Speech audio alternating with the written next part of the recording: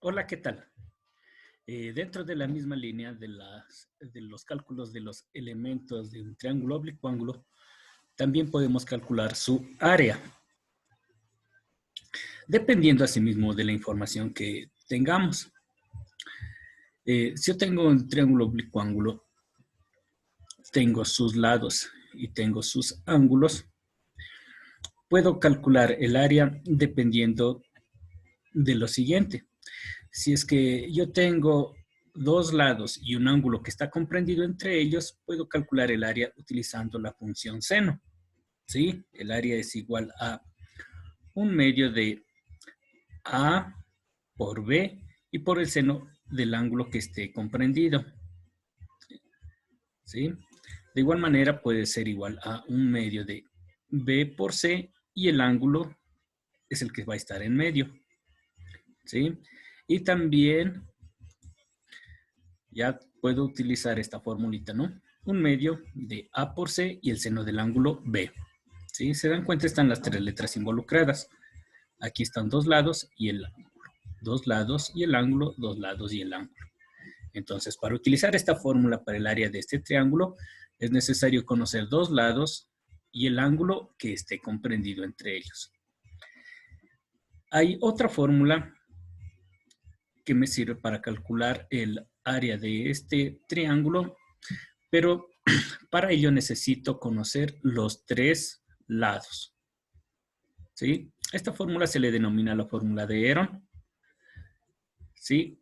Que es igual a esta fórmula, a la raíz cuadrada de toda esta multiplicación de S menos A, S menos B y S menos C, de donde A, B y C son estos lados, y la S se le denomina el semiperímetro, ¿sí? El semiperímetro del triángulo. ¿Cómo obtenemos el semiperímetro de este triángulo? Sacándole la mitad al perímetro. ¿Sí? ¿Cómo calculábamos el perímetro de un triángulo? Sumando sus tres lados.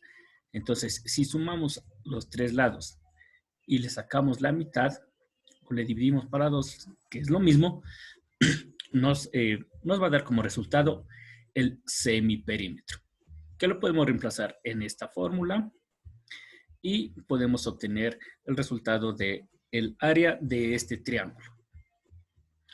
Veamos un ejemplo. Vamos a suponer que tengo estos dos lados y este ángulo. Aquí es factible utilizar, para hallar el área, la función seno, ¿sí? Tengo B, C y tengo el ángulo A. Entonces, de acuerdo a la fórmula, era igual el área a un medio de B por C por el seno de A. ¿Ya? Ponemos esto, cuánto nos da la calculadora y nos da de que es equivalente a 81,6 unidades elevadas al cuadrado. Aquí le estamos generalizando dependiendo, ¿no? De que estos lados pueden estar expresados en metros, centímetros, kilómetros, etcétera, en cualquier unidad que esté. Y como es una medida de área, el área se expresa en unidades elevadas al cuadrado. Si hubiesen sido centímetros, centímetros cuadrados, kilómetros, kilómetros cuadrados, etcétera, etcétera. ¿Sí? Entonces, suponiendo de que queremos encontrar el área de este triángulo, suponiendo que sea un terreno, ¿sí? Con estas dimensiones, ¿ya? Y no necesariamente yo conozco la longitud de este otro lado. Vamos a suponer que este es un acceso imposible de llegar y de medir, algo medio complejo. Pero si yo puedo medir desde aquí hasta acá y desde aquí hasta acá y observar cuánto mide este ángulo, ¿sí? Entonces ahí yo tengo toda esta información y puedo calcular el área de este triángulo sin ninguna dificultad y exactamente. Si vemos la otra situación, supongamos tengo la información de los tres lados del triángulo. Ahí me sirve la fórmula de Herón, ¿sí? Si recuerdan. S menos A, S menos B, S menos C. Y aquí tengo la fórmula del semiperímetro. Como ya tengo los datos 14, 18 y 20, que son los lados, los puedo reemplazar y primero calcular el semiperímetro, ¿sí? Entonces, si sumo los tres lados y los divido para 2, tengo el semiperímetro. Y simplemente le reemplazamos este valor en la formulita de Heron, ¿sí? Ese es 26, es 26 menos A, 26 menos B y 26 menos C.